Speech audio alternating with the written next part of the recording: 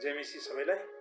म आज तपाईहरुको बीचमा पुनर्स्थापनको वर्षको विषयमा केही अन्तर्ज्ञानहरू केही इन्साइटहरू तपाईहरुको बीचमा म बाँड्न चाहन्छु।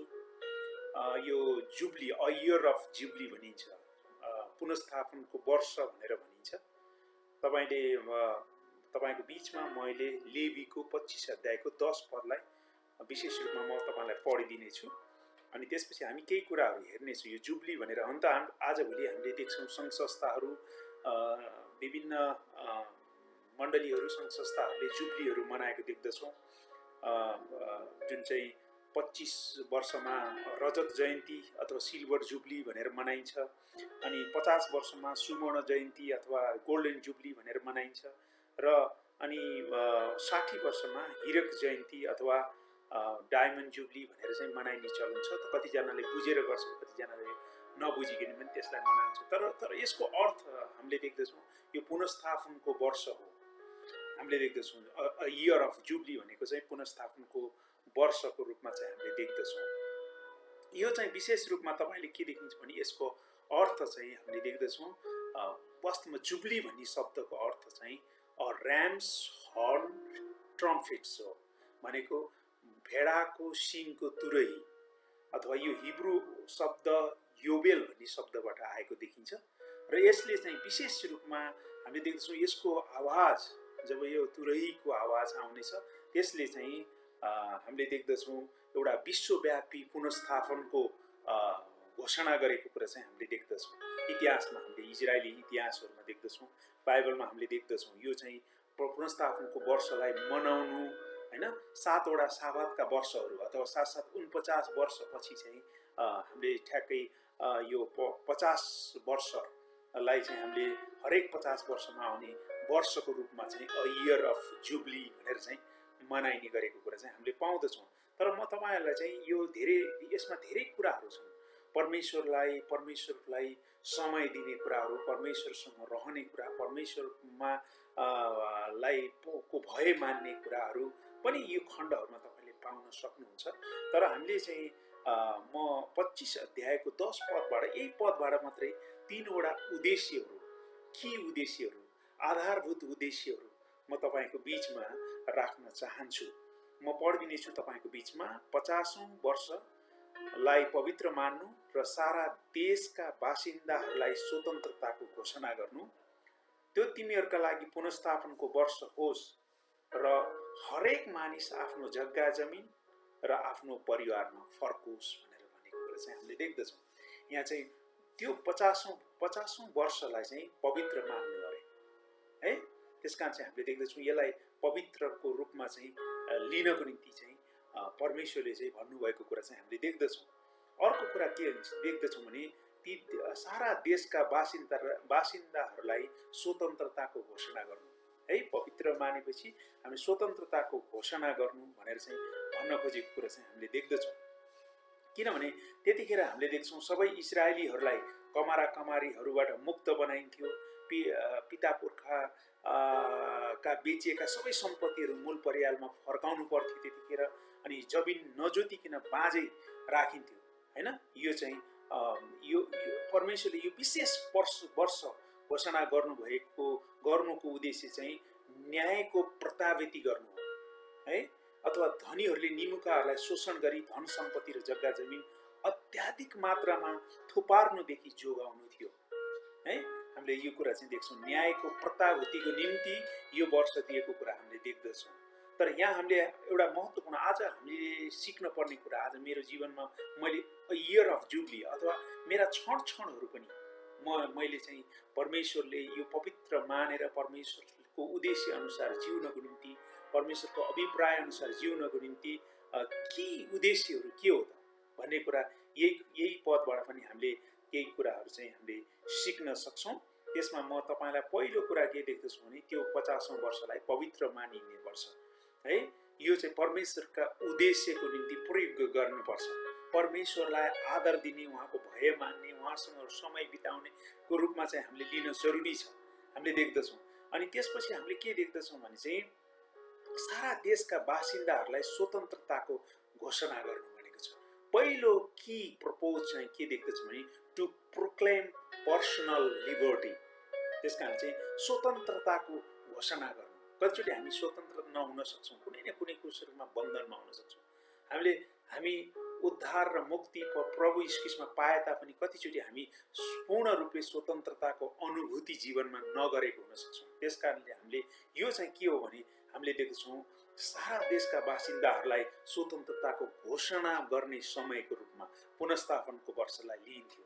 त्यस कारणले पुनर्स्थापनको समय जहिले पनि हामी सम्झिन्छौँ भने हामीले यो कुरा सम्झिनुपर्छ कि हामी सबै बासिन्दाहरूको स्वतन्त्रताको घोषणा गरिनु जरुरी छ, हैन? हामीले देख्दछौँ स्वतन्त्रताको अनुभूति सबैले अनुभव गर्नुपर्ने कुरा चाहिँ हामीले देख्दछौँ भने दोस्रो कुरा चाहिँ हामीले के देख्दछौँ भने चाहिँ अर्को यो पर्सनल रेस्टिट्युसन अथवा भनौँ पर्सनल यो व्यक्तिगत पुनर्स्थापना हुनुपर्ने कुरा चाहिँ हामीले देख्दछौँ है। कहिले कहिले हामी परमेश्वरसँगको सम्बन्ध कस्तो छ, हामी विश्वासी त होलाौँ तर हामी कतिचोटि कार्नर रूपले अथवा शारीरिक रूपले जिइरहेका हुन सक्छौँ। यसले के रिमाइन्ड गराउँछ, यसले के कुरा हामीलाई सम्झना दिलाउँछ भने हाम्रो व्यक्तिगत सम्बन्ध परमेश्वरसँग कस्तो छ, यो सम्बन्ध स्थापित हुनुपर्ने कुरा चाहिँ हामीले देख्दछौँ। यो पुनर्स्थापनको वर्ष होस्, हैन?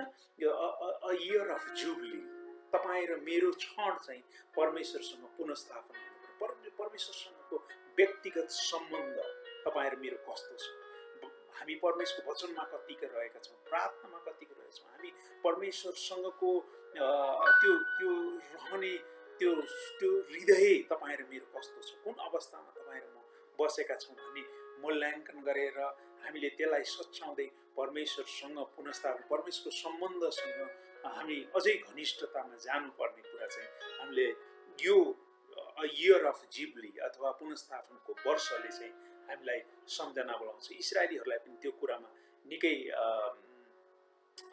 परमेश्वरले निकै चुनौतीपूर्ण रूपले चाहिँ त्यो कुराहरू चाहिँ दिनुभएको कुरा देख्दछौँ। उनीहरूलाई पनि त्यो सम्झना दिलाउनु, त्यो जानको निम्ति परमेश्वरसँगको सम्बन्ध पुनर्स्थापनको वर्षको रूपमा चाहिँ जानको निम्ति चाहिँ मनाउनको निम्ति चाहिँ भनेको कुरा देख्दछौँ। परिवारको मिलनहरूको निम्ति पनि यो कुराहरू भनेको कुरा हामीले देख्दछौँ। परिवारमा हामी एक आपसमा पनि हाम्रो चाहिँ सम्बन्ध राम्रो हुनुपर्ने र परमेश्वरसँग पनि हाम्रो पुनर्स्थापन हुनुपर्ने कुरालाई चाहिँ बाइबलभरि हामीले जोड दिएको कुरा पाउँदछौँ। र अर्को हामीले देख्दछौँ र हरेक मानिस आफ्नो जग्गा जमिन र आफ्नो परिवारमा फर्कोस् भनेर भनेको छ।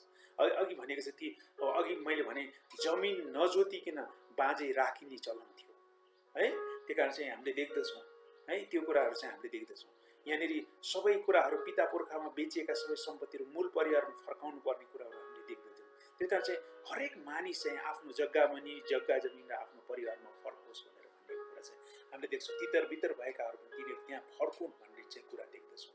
हामीले देख्दछौँ आफ्नो धरातलमा आफ्नो परिवारमा आफ्नो अवस्था उनीहरूलाई स्मरण गराउने समय पनि थियो। यो चाहिँ हामीले देख्दछौँ कहिले कहिले हामी चाहिँ हाम्रो आफ्नो धरातलबाट चाहिँ हामी बिर्सिन्छौँ। कहिले कहिले हामीले आफ्नो ठाउँ आफ्नो एउटा साधारण जीवन जिउनुदेखि र हामी चाहिँ चुक्दछौँ। त्यसकारण पहिलो तेस्रो कुरा चाहिँ to pursue a simple life है। त्यही कारण यसको उद्देश्य तपाईँ राम्रोसित हेर्नुहुन्छ भने गहिरेर हेर्नुहुन्छ भने to pursue a simple life, एउटा साधारण जीवनको खोजी गर्नु तपाईँ र मेरो, त्यसमा चाहिँ फर्किनु, त्यो कुरा अवलम्बन गर्नु हाम्रो जीवनमा चाहिँ यो चाहिँ महत्त्वपूर्ण कुरा चाहिँ हामीले देख्दछौँ। त्यही कारण कतिचोटि हामी हाम्रा रिसोर्सेसहरू हाम्रा स्रोत र साधनहरू परमेश्वरको महिमाका निम्ति, परमेश्वरको राज्य विस्तारका निम्ति, परमेश्वरको राज्य निर्माणका निम्ति तपाईँ र मैले त्यसमा खर्चिएर तपाईँ र म एउटा साधारण जीवन जिउनको निम्ति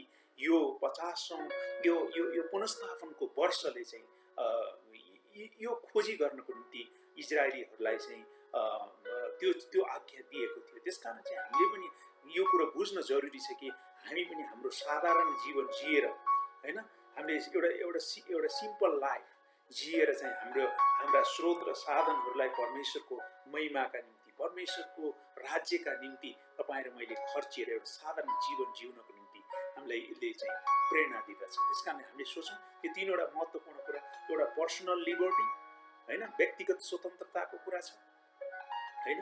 तपाईँ र म पनि कतिवटा कुरा बन्धनमा होला। हुन त हामीले उद्धार र मुक्ति पाएका छौँ, अरू मान्छेले पनि उद्धार र मुक्ति पाउन जरुरी छ।